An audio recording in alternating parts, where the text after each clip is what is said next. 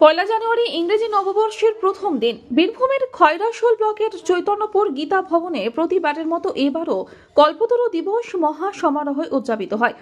হরে কৃষ্ণ নাম সংকীর্তন, ভক্তিমূলক গান, শ্রীরামপুর কথামৃত পাঠ, ভগবত কথা আলোচনা এবং অগণিত ভক্ত সেবার মধ্যে দিয়ে উদযাপিত হয় দিনটি।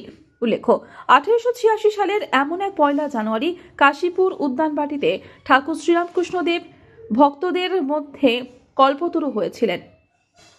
উপস্থিত হয়েছিলেন গৃহী ভক্তরা। কল্পতরু উৎসবে গীতা ভবনের বহু অনুরাগী ভক্তরা উপস্থিত হন। রামকৃষ্ণদেবের প্রতিকৃতিতে মাল্যদানের মধ্যে দিয়ে পার্থ সারথী মঞ্চে অনুষ্ঠানের সূচনা হয়।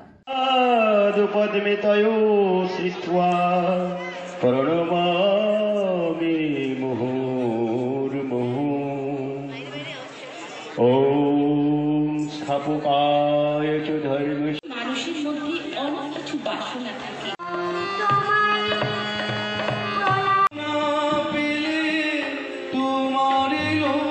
ভক্তিমূলক সঙ্গীত পরিবেশন করেন শিল্পী মৃন্ময় দত্ত, শিল্পী দিশা ঘোষ প্রমুখ।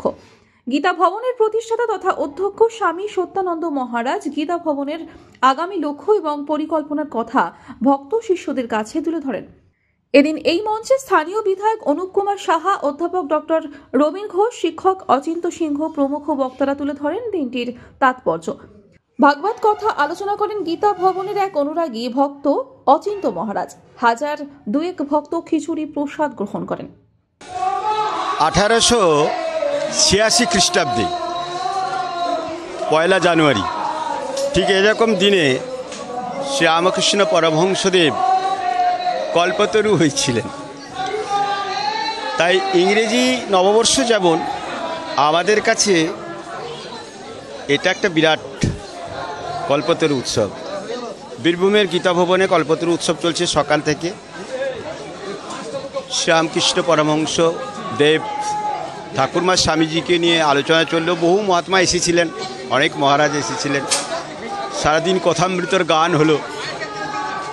ঠাকুরের প্রিয় মিষ্টি 1 কুইন্টাল জিলেবি হয়েছে, প্রথমে ভক্তরা পেলেন। নানাভাবে ঠাকুরমা স্বামীজির কথা আলোচনা হলো। ঠাকুর আজকে অভয় দান করেছেন।